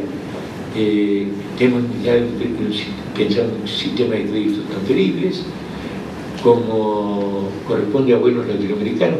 En varios de los proyectos alfa se han propuesto sistemas distintos de créditos transferibles. Es decir, no tenemos la posibilidad de tomar uno y discutirlo entre todos, sino que cada uno quiere querer tener su propio sistema. Y así tendemos a la diversificación, ¿no es cierto? Tenemos que discutir nuestra estructura académica. Es muy distinta de país a país, a veces dentro del país. En Argentina tenemos carreras profesionales de 6 años, otras de 5, otras de 4, y así ocurre en muchos otros países. Tenemos que tener mayor flexibilidad en los diseños curriculares. Tenemos que tender al intercambio permanente de profesores e investigadores. Tenemos que pensar en proyectos regionales de posgrados. Es decir, no solo pensar en posgrados, maestrías y doctorados con Europa, con Estados Unidos, sino pensar en maestrías y doctorados comunes entre nuestros propios países. Eso le llamamos la convergencia sur-sur. Tenemos que tender a intensificar los procesos de doble titulación entre universidades sudamericanas o latinoamericanas. Tenemos que tender hasta ahora, cuando todos los ejemplos que uno conoce de doble titulación son con universidades norteamericanas o con universidades europeas. Tendríamos que tratar de tender a esos procesos de doble titulación, tenerlos entre nosotros. El espacio común se construye desde la integración universitaria, la movilidad académica y la formación de dirigentes universitarios. Por eso, aunque sea modestamente, un granito de arena, nosotros hemos creado en mi universidad, yo lo dirijo, un doctorado en política y gestión de la educación superior.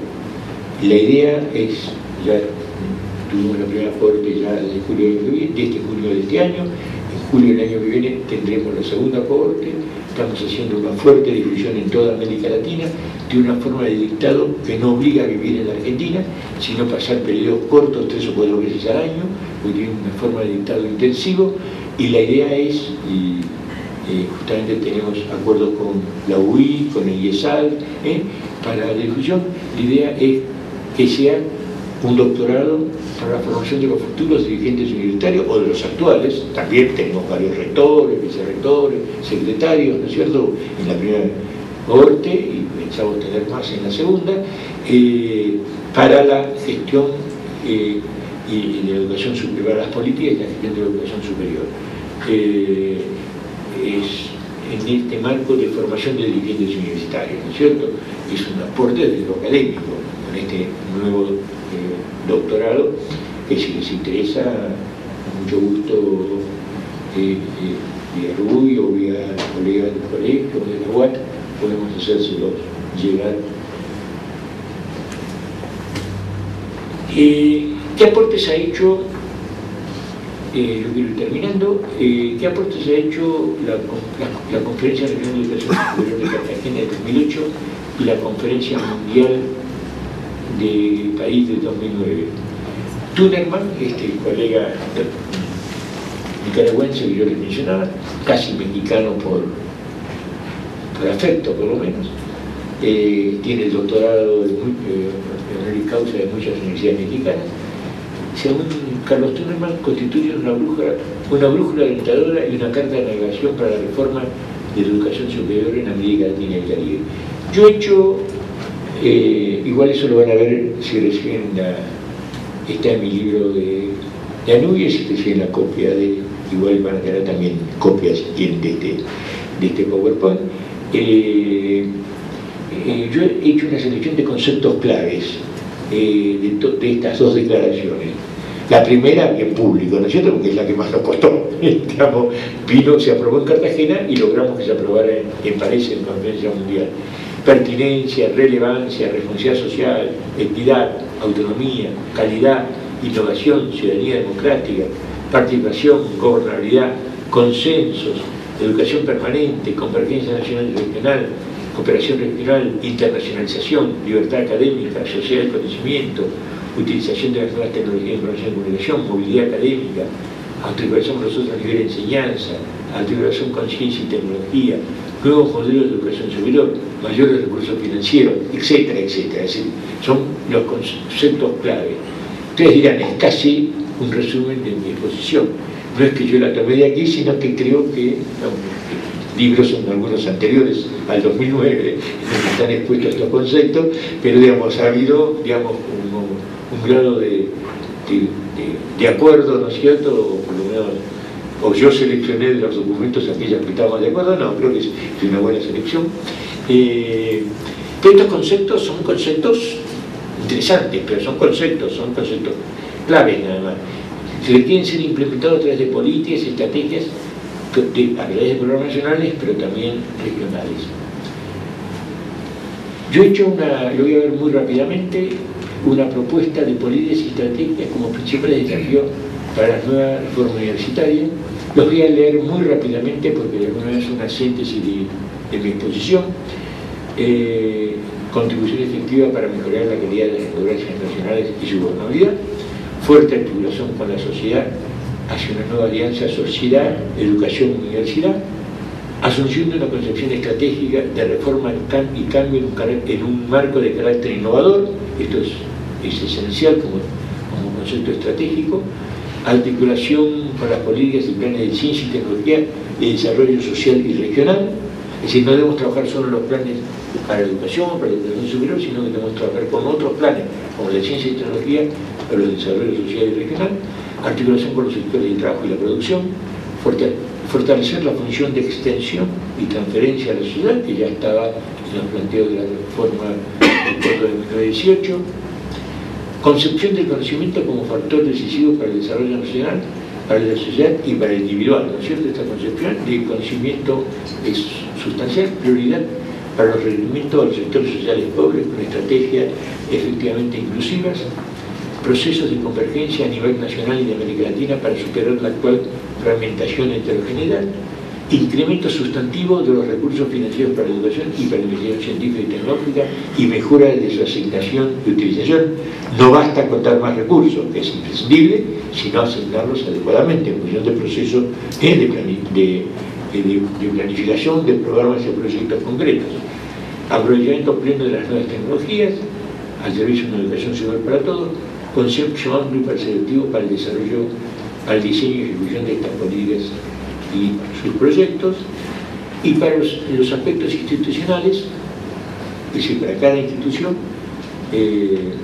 desafío para cada una de las instituciones, innovación en las estructuras institucionales, en las modalidades de conducción, en la toma de decisión, con carácter democrático, participativo y pertinente, desarrollo institucional basado en planes y programas de carácter estratégico y prospectivo que atiendan tanto los requerimientos nacionales como muy especialmente los regionales.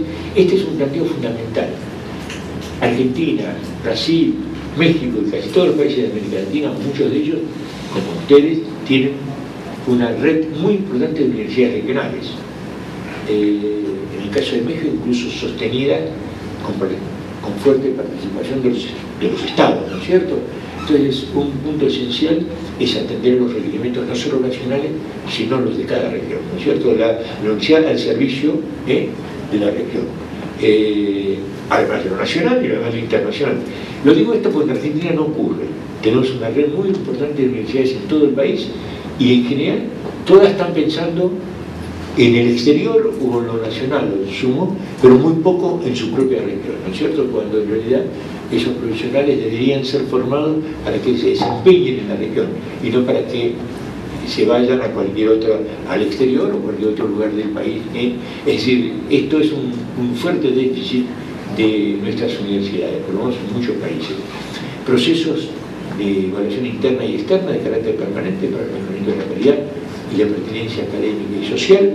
Yo insisto mucho no solo en la pertenencia académica, sino en la pertenencia social de los contenidos y del desarrollo. Es decir, es importante lo académico, tenemos que estar en el marco de la sociedad del conocimiento, y el desarrollo del conocimiento y la tecnología, pero también tenemos que tener conocimientos que sean pertinentes socialmente. Esto es muy importante. Tránsito, ya dijimos, de la cultura de evaluación hacia una cultura institucional de gestión responsable, autónoma, pertinente y eficiente. Organización y funcionamiento institucional en un ámbito de creatividad e innovación. Ya dijimos que la universidad debe ser innovadora para sí mismo, para poder serlo para el conjunto del país, con una concepción estratégica de la planificación, la ejecución, el seguimiento y la evaluación. Poco hacemos en materia de planificación, en materia de ejecución, y mucho menos de seguimiento, y cuando evaluamos independientemente de todo esto, ¿no es cierto? Estructuras de gestión institucional, académica y administrativa flexibles, profesionalizadas, y la importancia de formar a los gestores, a los que tienen la oportunidad de gestionar la universidad, profesionalizada y con tecnologías eficientes y con espíritu emprendedor. Ya partimos de este hecho de que una institución emprendedora es la que puede formar profesionales emprendedores. Articulación de las funciones de docencia, investigación y extensión y transferencia en función de prioridades institucionales, tratando de evitar los desequilibrios entre una y otra. Hay universidades que se basan demasiado en solo docencia, otras que se exceden en el tema de investigación y dejan de la docencia, otras que abandonan la transferencia, es decir, digamos, tiene que ser articulado. Y ya para cerrar, estas propuestas, constitución de redes académicas con otras universidades del país, de América Latina y de otras regiones para facilitar el intercambio de estudiantes, como dijimos, de docentes, de investigadores y acordar programas articulados de docencia, investigación y extensión. Y para cerrar, como lo inicié, necesitamos un debate amplio de todo esto. Necesitamos un debate en toda América Latina, en cada país, en cada universidad, sobre estos desafíos de la democratización, de la pertenencia académica y social, el marco de lo que vamos a pensar en una futura reforma universitaria. La pertinencia y eficiencia con que encaremos estas nuevas responsabilidades políticas, sociales y académicas de la educación superior, que fueron los tres aspectos que traté de plantearlos, favorecerán o no. Creo que tenemos que tenerlo claro, sus deseables contribuciones a un pleno desarrollo con justicia social de todos los países. Si nuestras universidades no se transforman en verdaderos sostenedores de desarrollo con justicia social, va a ser difícil alcanzarlo. Son las universidades el elemento central. De ahí la importancia y significación de los estudios, trabajos e investigaciones para el mejoramiento de la calidad, la pertinencia, la competitividad y los aportes de la educación superior hacia un mundo con una nueva y desafiante globalización que muchas veces nos preocupa, pero que no podemos hacer más que nada que tener los mecanismos para adecuarnos a ella creativamente, con políticas para nuevos tiempos y actores. Sociedad, profesionales, profesores, investigadores y estudiantes. Y todos debemos ser actores para, ojalá, antes que se cumplan los 100 años de la reforma universitaria de Córdoba, podamos tener en América Latina una propuesta de reforma universitaria que sea pensando en la América Latina y en cada uno de nuestros países de todo el siglo XXI, ¿no es cierto? Desde aquí para el futuro, con la misma trascendencia con que lo hicieron los estudiantes de Córdoba hace ya casi 100 años. Muchas gracias.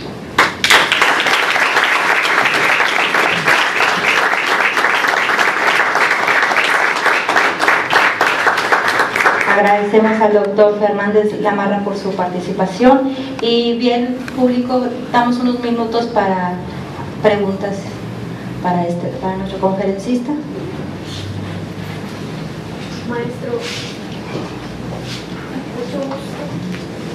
Maestro, mucho gusto. Soy una alumna de la universidad. licenciada en Educación Socióloga. Usted mencionaba en su trabajo de la creación de organismos al estilo ENCA. ¿De perdón? La creación de organismos al estilo ENCA para diseñar y concertar criterios comunes en aseguramiento de la calidad. Así es. ¿Qué me podría decir sobre esto, maestro? Bueno, yo les dije que en el tema de evaluación y evaluación de calidad había bastante convergencia. ¿Por qué? Porque tomamos del modelo de América del Norte, no solo México, sino también otros países. Nosotros en Argentina, en los procesos de acreditación de las carreras de grado, los tomamos en gran medida, o aprendimos bastante de los procesos de las agencias norteamericanas de acreditación de grado, ¿no es cierto? Que tienen alrededor de 30 o 40 agencias para cada una de las profesiones. Fuimos, las visitamos, invitamos a algunos de sus miembros, es decir, y así en otros países de América Latina. Les doy simplemente un ejemplo. Es decir, no solo México, que por razones obvias de aceptación de su grupo profesional ha tenido que tomar los criterios de América del Norte, de los Estados Unidos, porque tienen alguna diferencia en Canadá. Pero en este tema no, pero en otros temas hay alguna diferencia en Canadá y Estados Unidos, pero sería bastante convergente. Tomamos también criterios de Europa, sobre todo para la evaluación institucional, o sea que tenemos procesos dentro de una región con tantos desequilibrios y divergencias en este tema de calidad, pero no tenemos criterios comunes.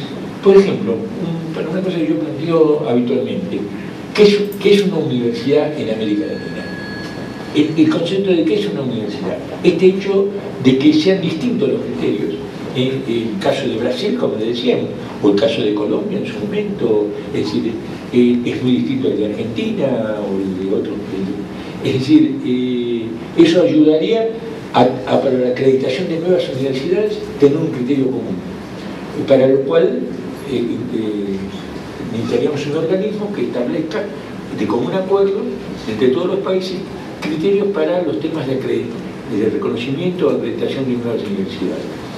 Lo mismo para la acreditación de carreras, lo mismo para la evaluación de posgrados, para la acreditación de posgrados, de manera de que posibiliten una convergencia y demás. Pero esto no lo podemos hacer aislado, tenemos que hacerlo en el marco de un espacio común. Entonces este espacio común debería contar, entre otros instrumentos, esta agencia común, ¿no es cierto?, de establecimiento de estándares. En Europa el ENCO funciona bastante bien, es decir, con bastante dinamismo, con la participación de todos los países, los aportes y acuerdos para establecer los estándares. Digamos, esta es una propuesta en el marco de la convergencia. Pero a veces uno puede comenzar por un aspecto de la convergencia. Por ejemplo, podríamos comenzar, si no nos ponemos una convergencia más amplia, podemos comenzar por tener esto, que es posible. Simplemente es una propuesta. Gracias. Sí, adelante. Una pregunta más. Buenas noches, doctor Norberto. Un honor contar con su presencia aquí en Tamaulipas, sobre todo cuando hemos leído sus textos sobre la educación comparada en América Latina y sobre la planificación.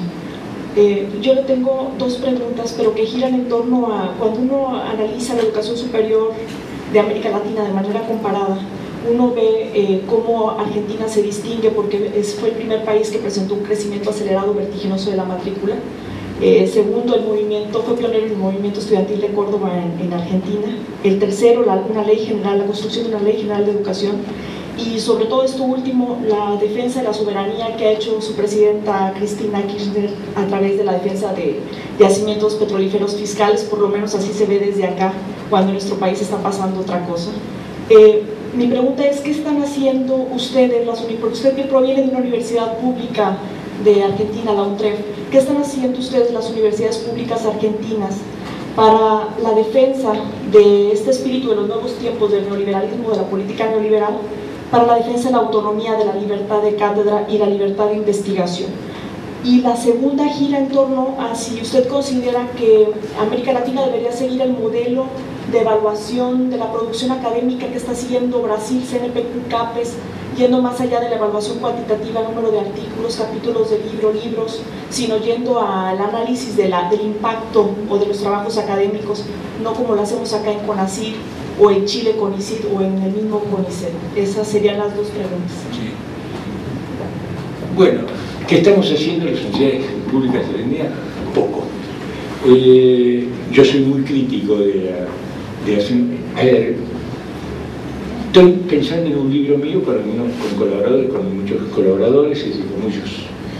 Para el año que viene, no sé si tendré tiempo de hacerlo, porque el año que viene tenemos un proceso electoral muy importante, es decir, la elección de un nuevo presidente, y de alguna manera, de una u otra manera, el fin del ciclo de estos 12 años del gobierno, porque no todo hace pensar que el gobierno de Néstor y Cristina Kirchner no tendría una continuidad inmediata o directa, o sea que puede haber cambios sustantivos. Yo planteo como criterio general que la democracia en Argentina está en deuda con la educación.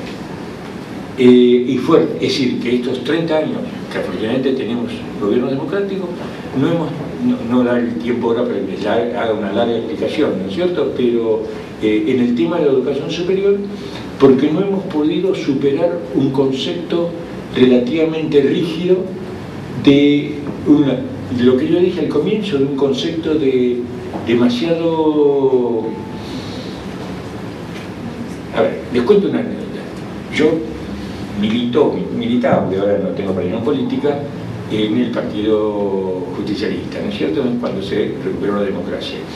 Y yo planteaba ya esos temas en los primeros años. Me acuerdo en un congreso planteé, les doy este ejemplo porque es muy significativo, planteé la necesidad de redefinir la necesidad de autonomía universitaria en el mismo concepto que dije ahora, es decir, o sea, una autonomía abierta pero sí una universidad abierta a la sociedad, con partido social y demás, y un rector, en ese momento militante del partido que es de gobierno, de la Unión Cívico Radical, gobierno del presidente Alfonsín, me dijo que había que ganar en las urnas para poder criticar a la universidad. Esa fue la respuesta que me dio, ¿no es cierto? Hasta el punto que me mandé una ironía después, cuando 4 años después ganó el peronismo, en 1987, ganó en 15 provincias, le mandé un mensaje diciendo si ahora podía opinar. Pero les cuento esto, que es una anécdota personal, ¿no es cierto?, de mi mezcla entre intervención política e intervención universitaria, ¿no es cierto?, para mostrarle ese concepto muy cerrado que ojo, no solo los radicales, sino los peronistas, tienen del concepto de autonomía, ¿no es cierto?, aislado, es decir, y esto es un tema que afecta, porque además el concepto de autonomía de la reforma, de los chicos del Córdoba del 1918, era totalmente amplio cuando hablan de superación de los límites de la universidad, partición de la sociedad y demás. Era autonomía en el marco de la sociedad, ¿no es cierto? Además, venían de un gobierno sin autonomía para enfrentarse a un gobierno oligárquico, ¿no es cierto? O sea que ese concepto había que ponerlo en el marco de lo que era en ese momento. O sea, tenemos que resignificar la autonomía. Tenemos que resignificar la autonomía. Y estamos haciendo poco porque, digamos, muchas veces las universidades son espacios de dominio por parte de sectores académicos, políticos, que la controlan y que tratan de cerrar las puertas para... Es decir, o sea, yo creo que este tema es una de las deudas que tiene la democracia argentina con la educación. Podría mencionarte muchas otras que tienen, sobre las cuales yo me gustaría escribir y hacer alguna propuesta para poder tener una opinión realmente fundamentada en el próximo, digamos, para la discusión de las políticas de educación para el futuro. ¿Tu segunda pregunta era? La segunda era si deberíamos de seguir el modelo prototipo ideal del CNPq-CAPES, de la valoración del trabajo. Bueno, sí. Bueno, nosotros estamos, ustedes con el SNI,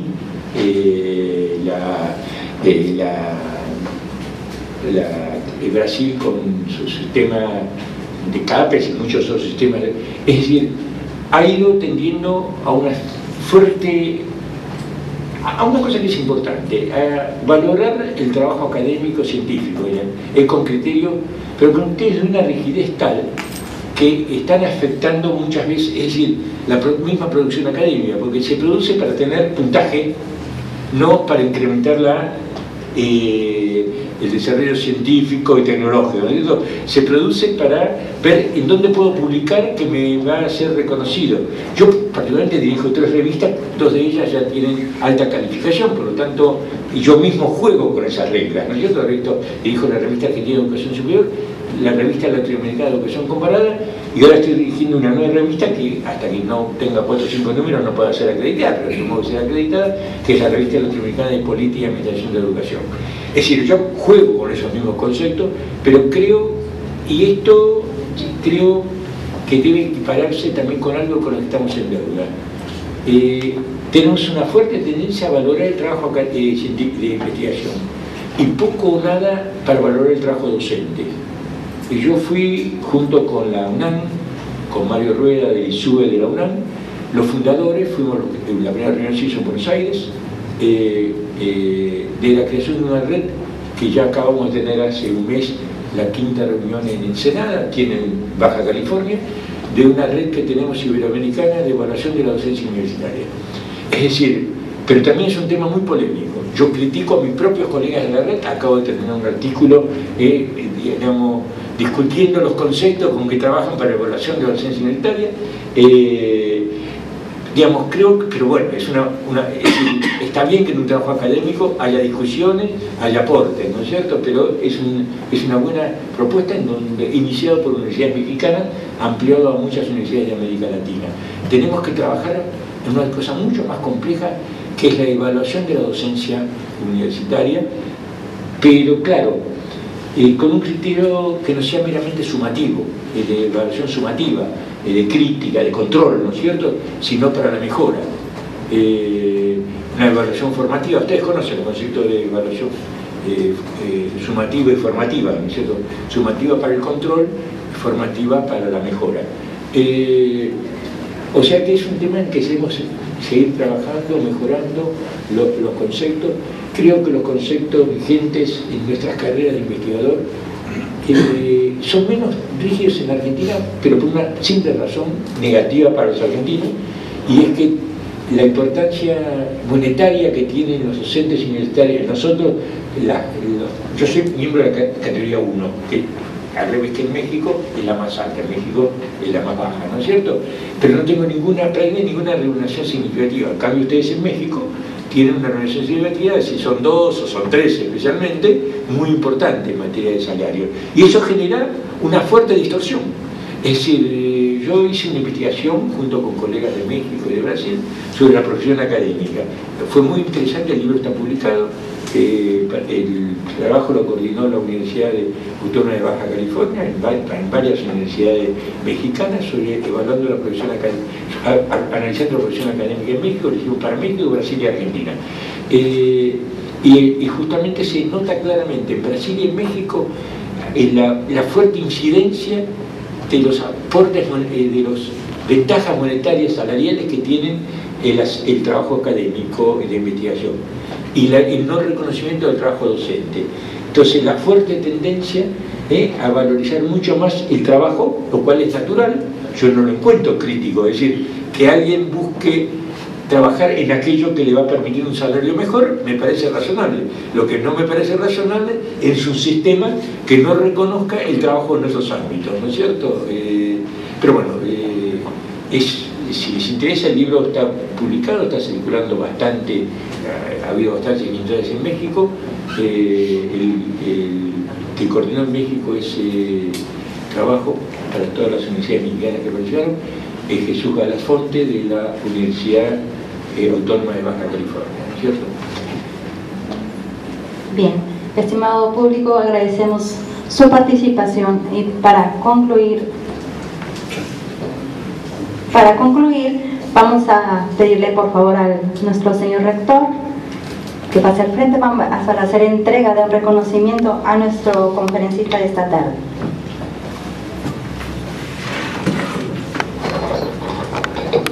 Permítanme primeramente expresar unas muy breves palabras, voy a ser especialmente breve. Quiero agradecer la presencia de mi muy querido amigo Norberto Fernández Lamarra en esta institución. Contar con tu presencia en el colegio, Norberto, nos privilegia. Eres uno de los grandes referentes de la educación comparada en el mundo, si no el más grande referente, y venir a escuchar tus conceptos aquí es un privilegio para todos nosotros. Eres bienvenido, y esta es tu casa, y ojalá y podamos seguir contando, que esta no sea la primera vez que estás en el colegio, sino que podamos seguir contando nuevamente con tu valiosa presencia. Hemos escuchado con especial interés tus opiniones, tus puntos de vista sobre la construcción de nuevos modelos de universidad en América. Creo que es algo que tenemos que meter a la reflexión profunda, que tenemos que primero encontrar y construir estos nuevos modelos que permitan una integración y una cohesión de nuestras instituciones de educación superior en América Latina. Nos has dejado un tema importantísimo para la reflexión, y bueno, pues los que aquí estamos nuevamente te damos las gracias, te damos la bienvenida a México y te damos la bienvenida al Colegio de Tamaulipas. Muchas gracias.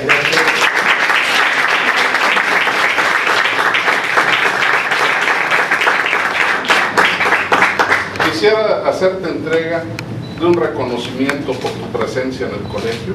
Es un reconocimiento que dice el Colegio de Tamaulipas otorga el presente reconocimiento al doctor Norberto Fernández Lamarra por su brillante disertación en la conferencia magistral hacia una reforma universitaria en América Latina, desafíos, políticas sociales y académicos.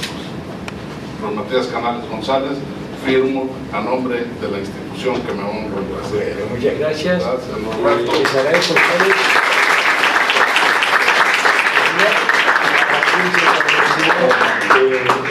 de escuchar. Lamentablemente, bueno, fue un poco más larga de lo previsto, y yo mismo, que estimulo el debate, no di lugar y tiempo para un adecuado debate, pero bueno, espero que ese debate lo mantengan ustedes aquí en el colegio, en la UAT, en otras universidades, es decir, queda para ustedes.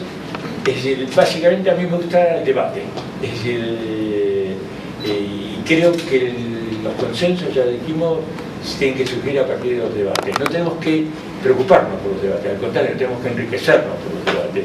Así que ojalá esto sirva para estimular ese tipo de debates, y ojalá entre todos podamos tener de aquí a no muchos años una nueva propuesta, ojalá antes del bicentenario, de reforma universitaria, una nueva reforma universitaria para América Latina. Pues en eso trabajaremos para construir. Gracias. Te entrego también un distintivo de nuestro colegio por tu presencia, y algunos de los ejemplares de nuestra revista académica y de un libro que editamos en ocasión del primer Congreso de Estudiantes de Posgrado en Ciencias Sociales y Humanidades en la región noreste de México.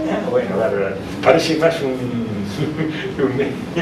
como corresponde, son libros enmarcados como verdadero obsequio valioso, así que, digamos, como corresponde a los libros. Así que valoriza el libro.